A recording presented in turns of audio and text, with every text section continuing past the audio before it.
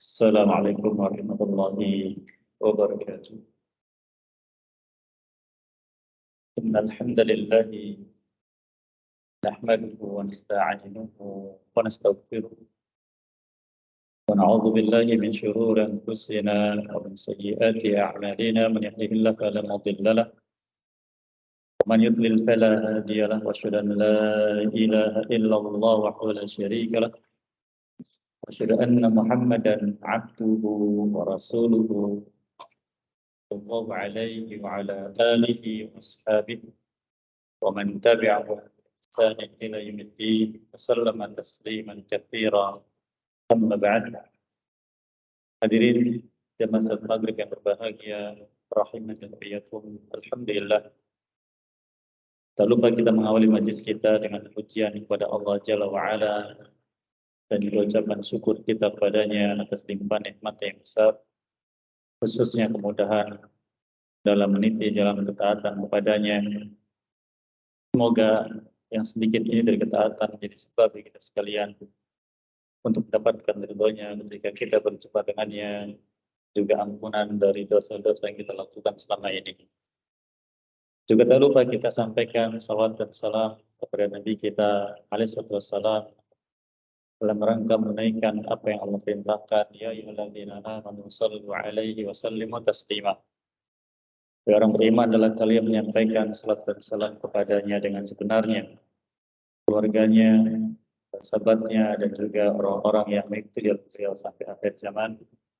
Dan semoga dengan ini kita termasuk orang-orang yang diakui oleh Allah Azza wa Jalla sebagai pengikutnya dan berhak untuk mendapatkan syafaat dari Nabi-Nya Sallallahu Alaihi Wasallam. Kita masih bersama faedah dari kitab Al-Wadih, fikih tentang kitab dan sunnah yang ditulis oleh Fadlatul Syekh Dr. Muhammad Badiah Musa hafizahullah ta'ala. Masih bersama pembahasan tentang sholat jamaah. Kita sudah melewati beberapa penjelasan dari beliau tentang sholat jamaah. Yang pertama tentang keutamaannya, yang kedua tentang hukumnya, dan pada malam ini insyaallah kita lanjutkan poin yang ketiga, yaitu fi khurujin nisa ilal masajid, tentang hukum keluarnya wanita menuju masjid-masjid untuk salat jamaah. Sebagaimana kita ketahui sebelumnya bahwa syariat Allah Subhanahu wa taala yang disampaikan kepada Nabi SAW dan dia sampaikan kepada mereka sekalian berlaku untuk laki-laki ataupun kaum wanita secara umum dan tidak dibedakan. Namun di beberapa syariat Allah Subhanahu wa taala mengkhususkan wanita selain daripada laki-laki. Walaupun secara umum, yaitu apapun seruannya dalam Al-Quran dan juga dalam hadis-hadis Nabi SAW tentang syariat, walaupun lafaz yang disampaikan adalah lafaz yang bermakna untuk kaum laki-laki, maka ini pun berlaku untuk kaum wanita. Karena Nabi kita bersabda SAW, an-nisa'u syaqaiqu rijal. Wanita adalah bagian dari laki-laki, yaitu bahwa apapun syariat yang Allah sampaikan untuk kaum laki-laki, maka berlaku untuk kaum wanita. Namun ada beberapa perkara yang Allah khususkan untuk kaum wanita dan tidak berlaku bagi laki-laki. Seperti syariat tentang hijab, dan juga syariat tentang keluarnya wanita menuju masjid, dan semisalnya yang dibahas khusus dalam syariat Allah Subhanahu wa taala. Hal ini dalam rangka memuliakan wanita, bukan mengekang, memuliakan dan jaga mereka. Oleh karena umumnya ulama fikih menyebutkan pembahasan ini secara khusus. Maka mari kita lihat penjelasan beliau katakan ya juzulin nisa'i an yakhrujna lis-salati fil masjid. Kaum wanita diperbolehkan untuk keluar dari rumahnya menuju masjid-masjid untuk sholat. Wa syuhudul jamaah, dan menyaksikan atau mengikuti sholat jamaah di masjid kaumnya. Ala an yura'ina dhawabita syar'iyyah, dengan catatan mereka harus memperhatikan patokan-patokan syariat, batasan-batasan syariat. Yatahajjabnal hijab syar'i. Maka mereka memakai hijab syar'i. Hijab syar'i yaitu pakaian yang menutup aurat wanita. Kita perlu ketahui juga bahwa masalah aurat dalam Islam termasuk perkara yang penting, di mana masalah ini tidak diperhatikan oleh apapun dari syariat selain daripada syariat Allah Azza wa Jalla.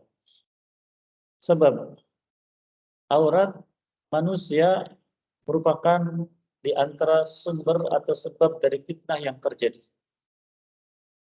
Maka jangankan lain jenis, sesama jenis pun ketika melihat aurat, maka mereka akan dihiasi oleh syaitan, kemudian merasa senang dengan hal tersebut. Dan tidaklah terjadi penyimpangan yang terkait dengan syahwat. Apakah itu terhadap lawan jenis atau sesama jenis, maka ini dampak dari tidak diperhatikannya aurat untuk ditutup. Oleh karena Allah Azza wa Jalla menyebutkan syariat tentang menutup aurat secara khusus. Di antaranya di surat An-Nur. Yang nanti kita ambil secara khusus tentang faedah penjelasan aurat ini insyaallah taala. Adapun aurat laki-laki, maka umumnya ulama berpendapat dari pusar sampai ke lutut. Ini yang wajib untuk ditutup baik ketika sholat atau di luar sholat. Maka apabila bagian itu tersingkap dengan sengaja dalam sholat, maka sebagian berpendapat itu bisa berakibat pada batalnya sholatnya. Kecuali apabila tidak sengaja, yaitu di luar kemauannya, di luar pengetahuannya. Demikian juga kaum wanita. Demikian juga kaum wanita. Dan aurat mereka di dalam sholat, umumnya ulama berpendapat yaitu seluruh tubuhnya kecuali muka dan dua telapak tangannya. Dua telapak tangan. Adapun punggungnya masuk bagian dari aurat. Oleh karena orang tua kita dahulu, mereka membuat pakaian sholat khusus yang disebut dengan apa itu? Mukena. Maka mereka membuat bagian tangannya menutup punggung tangannya. Karena sebagian ulama mengatakan bahwa itu bagian punggung tangan ini juga mencerminkan kecantikan wanita.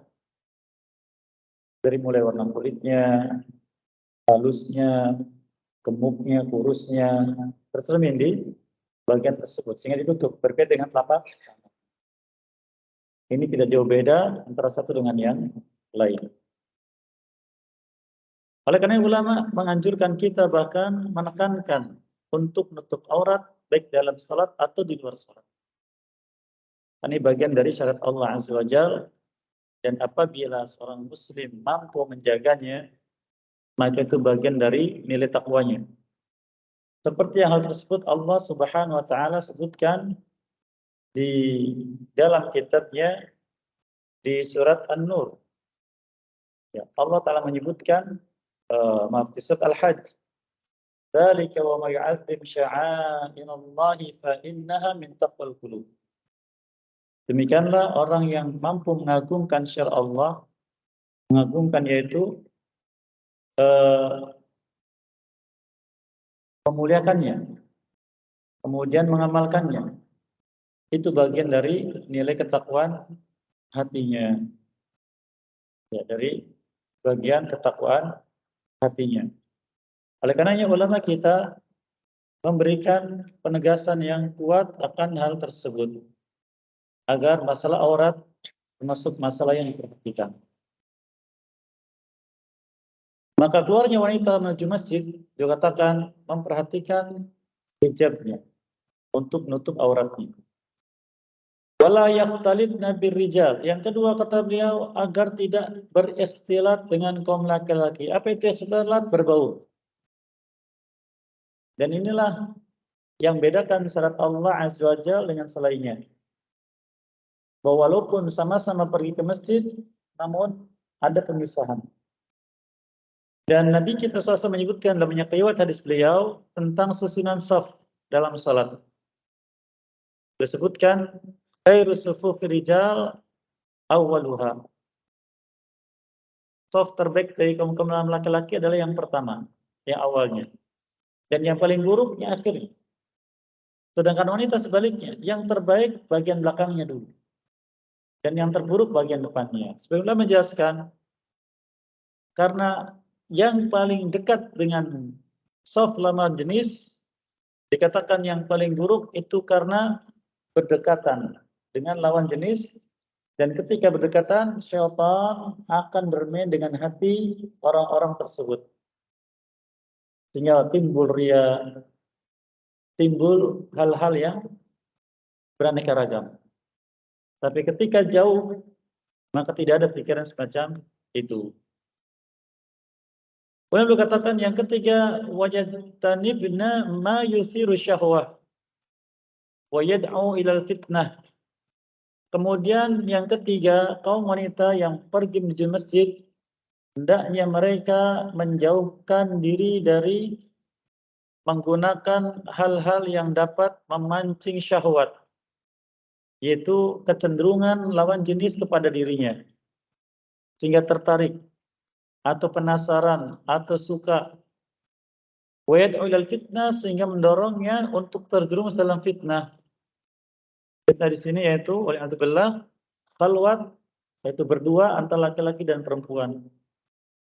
Yang Nabi kita SAW menyebutkan, la yakhluwanna ar-rajul bimra'atin illa wa thalithuhuma syaitan, atau kama qala sallallahu. Tidaklah seorang laki-laki berdua dengan wanita, melainkan yang ketiganya adalah syaitan yang menjerumuskan keduanya berbuat sesuatu yang mendatangkan murka Allah Subhanahu wa taala. Apakah perkara-perkara yang harus dijauhi yang mengundang pada syahwat atau fitnah? Beliau katakan minaz zinah, dari berhias dan memakai perhiasan. Berhias di sini masuk kategori tabarruj, yaitu menggunakan make up. Kita tahu bahwa wanita kalau sudah memakai make up berapa lama itu waktunya, Pak? Ibu? Lama.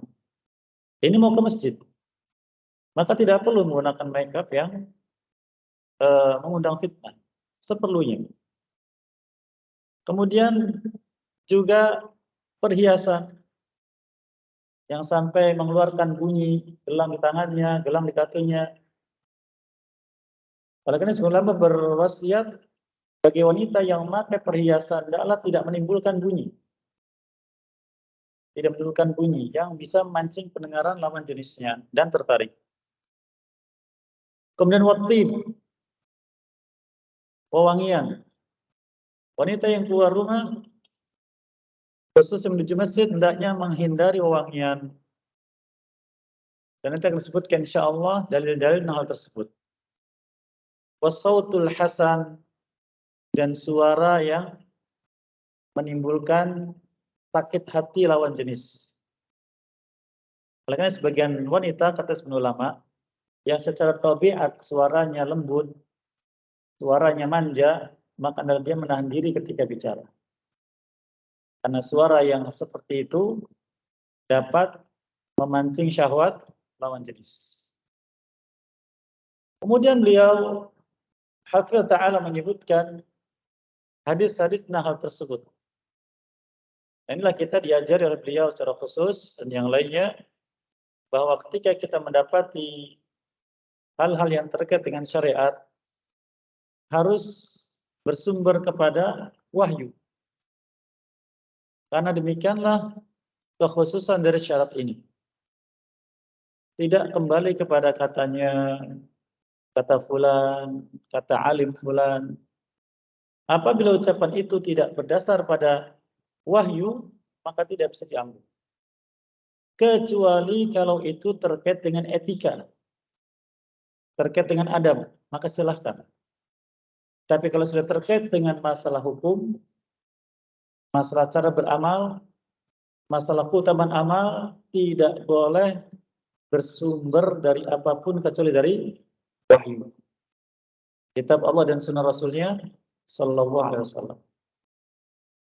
Hal ini sebagaimana Allah firmankan di surat Al-Jathiyah di ayat yang ke-18, "Tsumma ja'alnaka 'ala syari'atin minal amr, fattabi'ha wa la tattabi' ahwa'al ladzina la ya'lamun."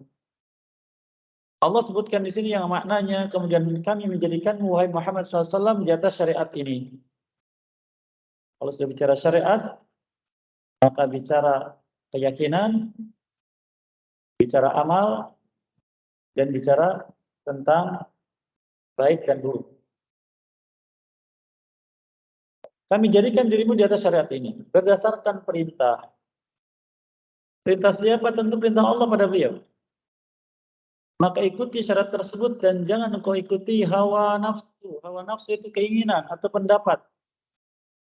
Siapapun orang yang tidak tahu tentang syariat tersebut, tentang sumber perintahnya.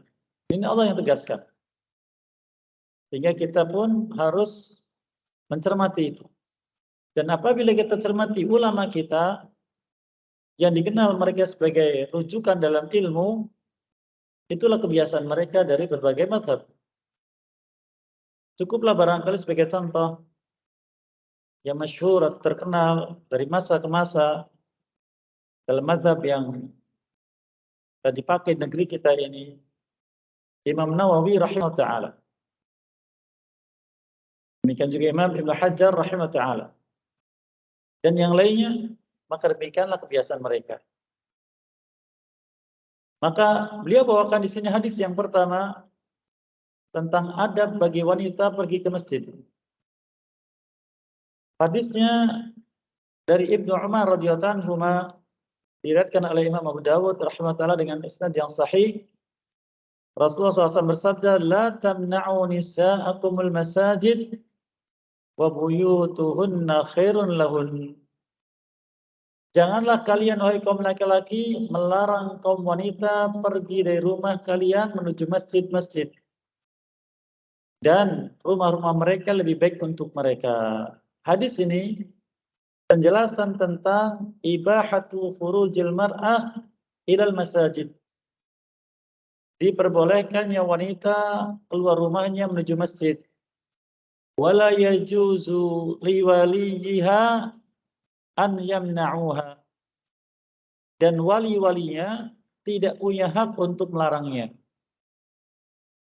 Di hadis yang lain disebutkan, la tamna'u ima Allah masajid Allah. Jangan kalian berani melarang hamba-hamba Allah yang perempuan keluar rumahnya menuju masjid-masjid Allah.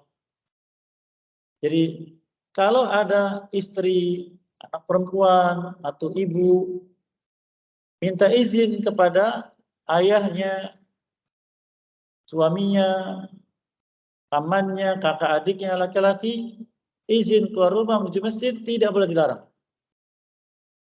Bila dilarang, maka yang melarangnya bermaksiat. Maksiat kepada Nabi Sallallahu Alaihi Wasallam, walaupun maksudnya baik. Hal ini disikapi tegas oleh Ibnu Umar sendiri radhiyallahu anhu periwayat hadis ini.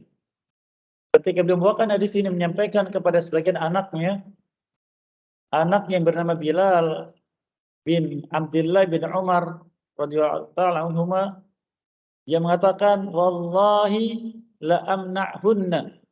Demi Allah aku akan melarang mereka pergi dari rumah menuju masjid. Maka Ibnu Umar radhiyallahu anhu marah. Dia katakan yang bahasa kita, aku menyampaikan hadis dari Nabi SAW demikian, sedangkan engkau membantahnya. Demi Allah sejak saat ini aku tidak akan mengajakmu bicara. Dan dalam riwayat tentang masalah ini, sampai wafatnya Ibnu Umar tidak bicara dengan anaknya ini. Karena anaknya tidak mau menarik ucapannya. Itu tegasnya para sahabat dahulu berpegang teguh dengan hadis-hadis Nabi yang sahih Sallallahu Alaihi Wasallam. Dari hadis ini banyak faedah, diantaranya tadi sudah kita sebutkan bolehnya kaum wanita pergi menuju masjid secara umum. Kemudian penjelasan bahwa kaum laki-laki dari walinya tidak boleh melarang. Dan bila melarangnya maka dia bermaksiat kepada Nabi SAW. Dan maksiat kepada Nabi SAW bukan perkara sepele. Berikutnya juga beliau menyebutkan perbandingan salat wanita di masjid dengan di rumah mereka.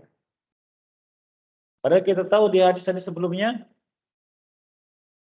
bahwa salat jamaah di masjid pahalanya berkali lipat dari salat di rumah atau di tempat yang bukan masjid. Dan nilai pahalanya itu bukan dilihat dari jamaahnya di rumah, bukan, tapi jamaah di masjid. Tetapi bagi wanita, bila mereka mendapatkan atau keluar rumahnya di masjid untuk salat berjamaah, mereka mendapatkan pahala tersebut.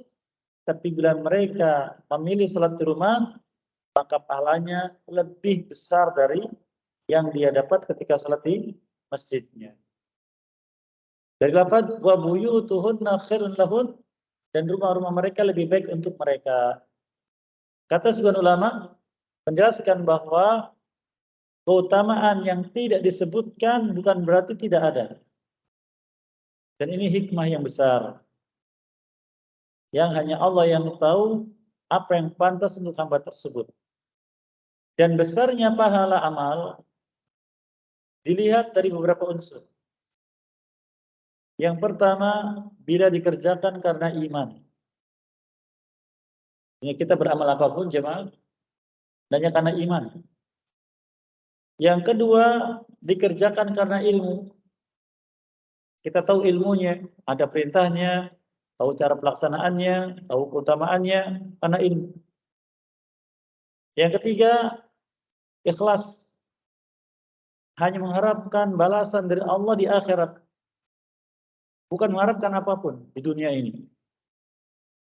Yang keempat, bila amal yang dikerjakan mengikuti Nabi SAW. Yang disebut dengan ittiba'. Yang kelima, apabila ketika kita beramal tertanam dalam hati muraqabatullah, yaitu merasa diawasi oleh Allah, sehingga kita bergerak dalam salat, kita atau mengucapkan sesuatu, itu semua merasa diawasi oleh Allah Subhanahu wa taala. Dan yang keenam, dilihat jenis amalnya. Karena salat beda dengan saum, beda dengan sedekah, beda dengan umrah, beda dengan haji, beda dengan jihad, beda dengan apapun. Jadi dilihat jenis amalnya. Itulah yang menentukan besar kecilnya pahala. Baik, berikutnya hadis yang kedua. An Abi Hurairah radhiyallahu anhu qala Rasulullah SAW, dia bersabda, ayyum ra'atin asabat bahuran fala tashhad ma'anal isya'al akhirah. Wanita manapun yang terkena bahur. Bahur itu asap wangi yang dikeluarkan dari kayu cendana. Sampai sekarang di sana biasa di rumah-rumah, di masjid-masjid biasanya dibakar seperti kemenyan itu, Pak. Lalu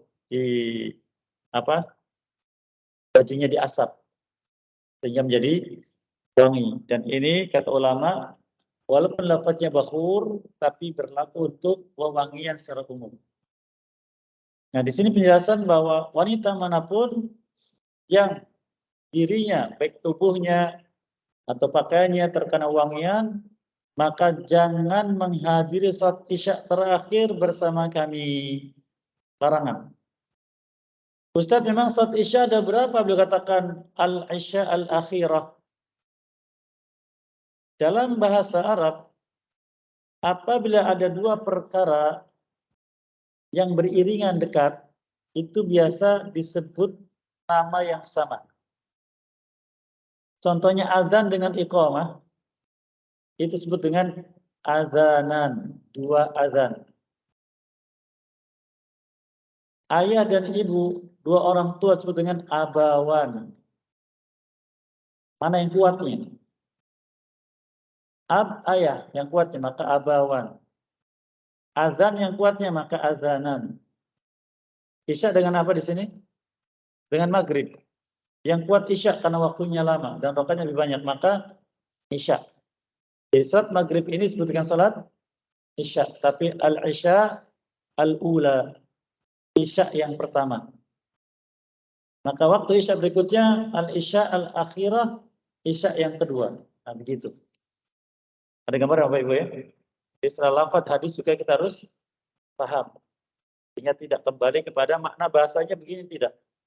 Karena bahasa itu apapun bahasanya kembali kepada kebiasaan yang digunakan oleh penduduknya, oleh yang menggunakan bahasanya. Baik. Kemudian hadis yang ketiga beliau katakan An Abi Usaid Al-Ansari radhiyallahu ta'ala anhu annahu sami'a Rasulullah SAW yaqul. Maksudnya beliau mendengar Rasulullah SAW bersabda wa huwa kharijun minal masjid, dan beliau saat itu keluar dari masjid. Faqtalatar rijalu ma'an nisa'i fil tariq. Kemudian laki dan perempuan berbaur di jalan. Ya, pintunya berbeda tapi kemudian berbaur. Faqala Rasulullah SAW nisa, maka beliau bersabda kepada wanita, istakhirna, kalian mundur dulu, tunggu. Fa innahu laysa lakunna an tahquqna tariq. Kalian tidak punya hak sekarang untuk mengambil jalan ini. Ditunggu sampai kaum laki-laki keluar duluan. Alaikunna bihafatil tariq, kalian ambil pinggir-pinggir jalan. Fakanatil mar'atu talsiqu bil jidari, sehingga saat itu ada wanita yang berjalan sampai nempel ke pagar tembok agar tidak berbaur dengan laki-laki. Hatta inna thawbaha la yata'allaqu bil jidar min lusuqiha bihi. Sampai disebutkan bahwa baju-baju mereka ada yang tercantol di pagar-pagar tembok tersebut karena begitu nempelnya. Nah, ini tentang bukan terlalu ketat, bukan. Jadi Nabi SAW menjaga kehormatan wanita dan menjaga hati laki-laki dan wanita agar tidak ada keterkaitan, agar ibadah yang mereka lakukan bersih dari adanya ingin diperhatikan oleh lawan jenis yang tertanam rasa suka dalam hati. Suka bukan suka pribadinya saja, tapi suka perhatiannya. Dan itu kadang tidak melihat umur. Oleh karena di sini jaga betul oleh Nabi SAW. Karena ikhlas itu mahal. Ikhlas itu mahal. Dan kesucian dalam kehidupan itu mahal.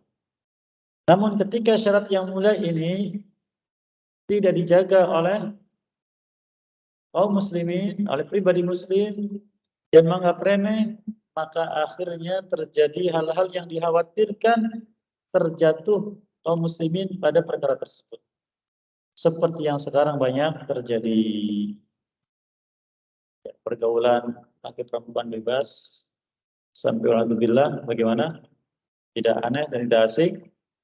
Banyak yang melakukan hal-hal yang dilarang oleh Allah SWT, bahkan bukan hanya perbuatannya, tapi juga hal-hal yang mendekati, yang disebutkan surat An-Nur, wala taqrabuz zina, jangan kalian mendekati perbuatan zina. Mendekati zina jangan. Itu kata ulama, jangan melakukan sarana-sarana yang mengantarkan pada zina. Nah, ini yang dilakukan oleh Nabi sallallahu alaihi wasallam karena hal tersebut. Padahal kalau kita ketahui atau kalau kita perhatikan, tidaklah seorang itu pergi ke masjid melainkan orang soleh. Orang soleh. Laki-lakinya soleh, perempuannya soleha, mereka pergi ke masjid untuk sholat, ibadah pada Allah SWT, tapi syaitan menyimpangkan hati, menyimpangkan maksud, dan ingin menjerumuskan manusia kepada perkara yang menyebabkan Allah murka. Allah telah sebutkan baik di surat Al-Baqarah berulang, di surat Yasin dan yang lainnya, berfirmankan wala tattabi'u khutuwati syaitan innahu lakum aduwwum mubin. Jangan kalian mengikuti langkah-langkah syaitan karena dia itu musuh yang nyata untuk kalian. Lalu apa yang syaitan lakukan pada manusia? Syaitan menyuruh manusia. Apa kata Allah di surat Al-Baqarah ayat 169? Innama ya'murukum bis-su' wal fahsya wa an taqulu 'ala Allahi ma la ta'lamun. Sesungguhnya syaitan menyuruh kalian wahai anak Adam, khususnya orang beriman, agar kalian melakukan perbuatan su'. Apa itu su'? Perbuatan buruk yang dicela secara pribadi. Kemudian yang kedua wal fahsya, perbuatan keji, yaitu yang menyebabkan orang lain tersakiti. Bahkan sebelum ulama tafsir mengatakan apabila Allah menyebutkan kalimat fahisyah yang jamaknya fahsya, ini lebih cenderung maknanya kepada zina. Yang ketiga, kalian bicara tentang Allah tanpa ilmu. Itu yang diinginkan syaitan. Jadi dia merintahkan. Nah, kalau manusia terjerumus bagaimana? Dia lari. Seperti disebutkan di surat Al-Hasyr, kamathali syaitan id qala lil insani kfur falamma kafara qala inni bari'um mink inni akhafullaha rabbal alamin. Seperti halnya syaitan, kata Allah. Ketika dia berkata pada manusia, berbuat kufurlah engkau. Termasuk dalamnya berbuat maksiatlah engkau. Ketika manusia melakukannya, dia berkata, aku berlepas diri darimu, aku tidak mau tahu. Karena aku takut kepada Allah Rabbal Alamin. Surat Al-Hasyr ayat 16. Baik, kita lanjutkan faedahnya. Yang ketiga, berikutnya beliau katakan, wal mar'atu wa in jazalah al-khuruj ilal masjid. Wanita walaupun dia diperbolehkan keluar dari rumah menuju masjid, illa anna salata fi baitiha afdal minas salati hatta fi masjidin nabawi sallallahu alaihi wasallam. Jadi wanita walaupun hukum asalnya pergi ke masjid untuk salat jamaah boleh, asalnya boleh.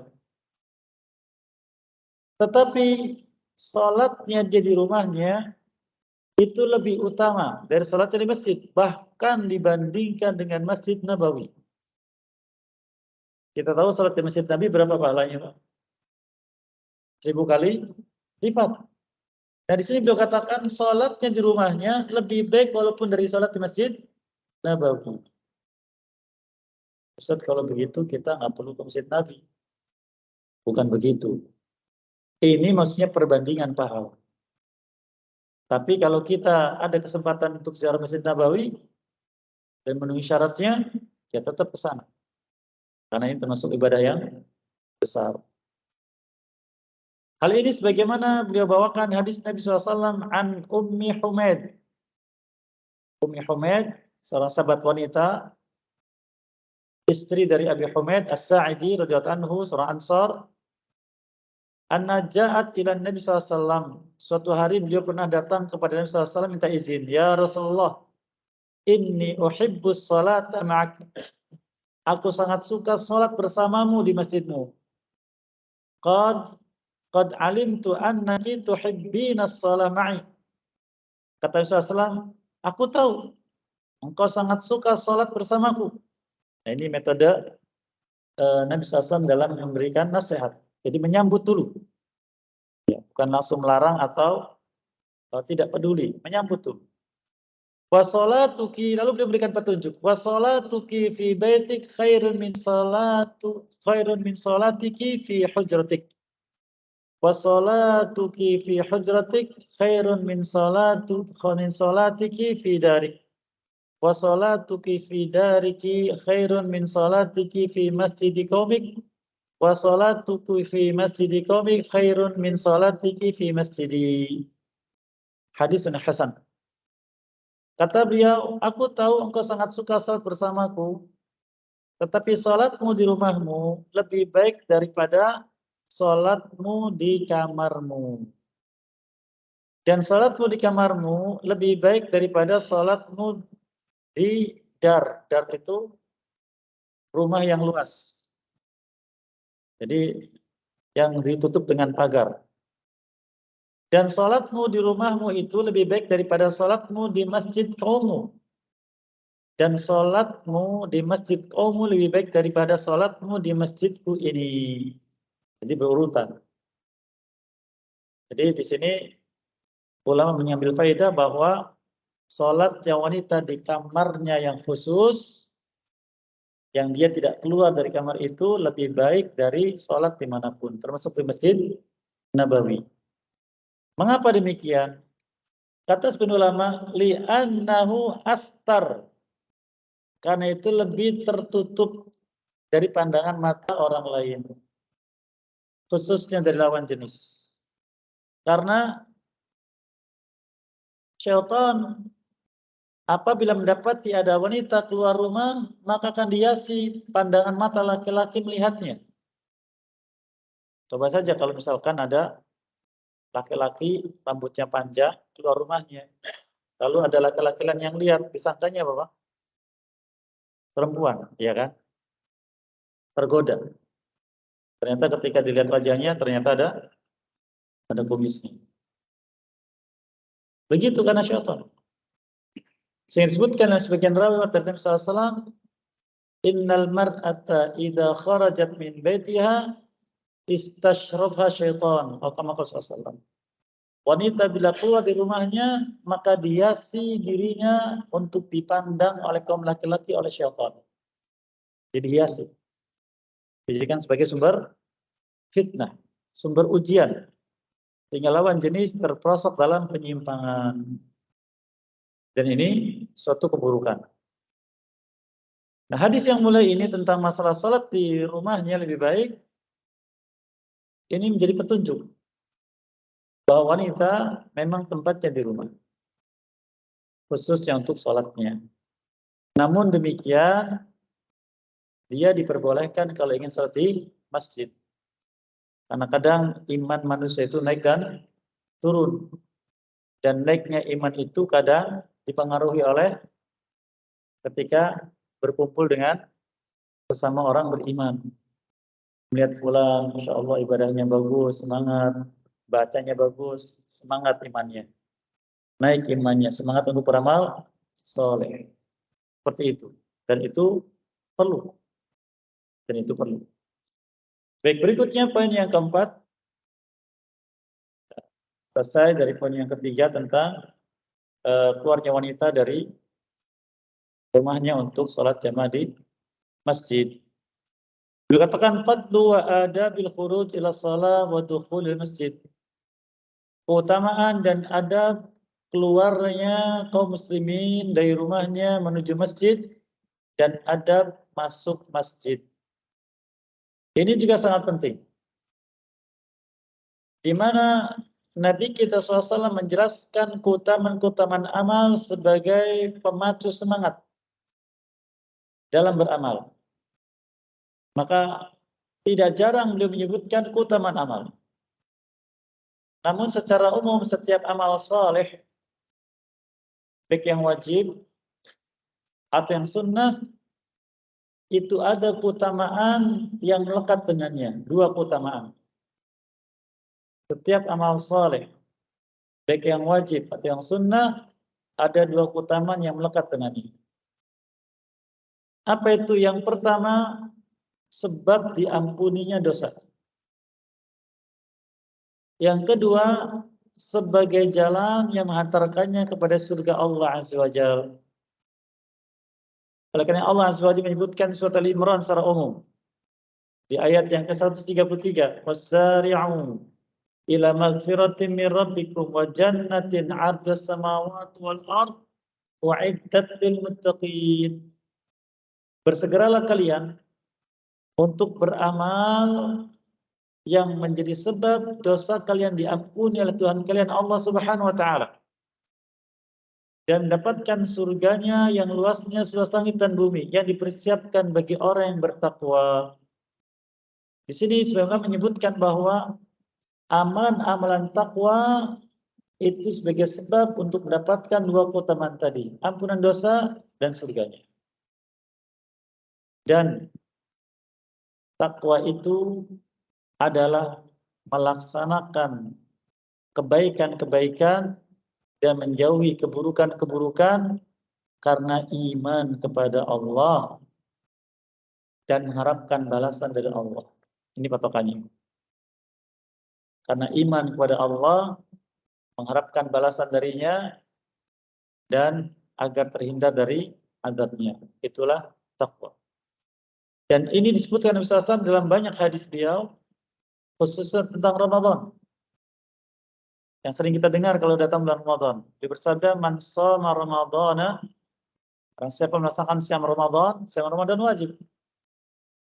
Mengapa mengamalkannya? Imanan wa ihtisaban. Karena iman dan mengharapkan pahala dari Allah. Ghufira lahu ma taqaddama min dhanbi. Diampuni dosa yang telah lalu. Lafaz berikutnya, man qama ramadhana imanan wa ihtisaban. Barang siapa melaksanakan qiyam Ramadan, itu tarawih. Qiyam Ramadan atau tarawih hukumnya sunnah. Tapi karena iman dan melakukan pahala, apa kata beliau? Sama. Ghufira lahu ma taqaddama min dhanbi. Diampuni dosanya yang telah lalu. Sehingga apabila kita mendapati amal-amal yang secara umum, baik yang wajib dan yang sunnah, ini keutamaan yang mengikuti dan ada keutamaan tambahan, maka kita diperintahkan untuk bersegera melaksanakannya. Dan itu sebagai ciri dari takwa, sebagai disebutkan di surat Al-Imran tadi. Baik, beliau katakan keutamaan dan adab keluar menuju salat dan masuk masjid. Dari Abi Hurairah radhiyallahu anhu bahwa Rasulullah SAW bersabda, "Ala dulukum ala ma yamhallahu bihil khataya wa yarfa'u bi darajat." Bukan aku tunjukkan pada kalian sesuatu dari amal yang kalian lakukan, yang dengan amal itu Allah akan menghapuskan dosa-dosa kalian dan meninggikan derajat-derajat kalian. Qalu bala Rasulullah. Para sahabat, tentu ya Rasulullah. Beliau katakan, pertama, isbagul wudu al makarih. Wudu di rumah sebelum ke masjid. Wudu di rumah sebelum ke masjid. Dengan wudu isbagul, beliau katakan isbagul wudu al makarih, yaitu berwudu dengan sempurna sampai perhatikan batasnya. Kalau mencuci tangan, maka katakan wamsahu aydiyakum ilal marafiq, basuhlah tangan kalian sampai siku. Ini namanya makarih. Makarih itu batas akhir. Maka perhatikan, jangan sampai tidak tersentuh. Kalau kata Abu Hurairah, lebih dilebihkan. Kalau kita basuh kaki, perhatikan mata kaki. Itu batas maksimal, namanya makari.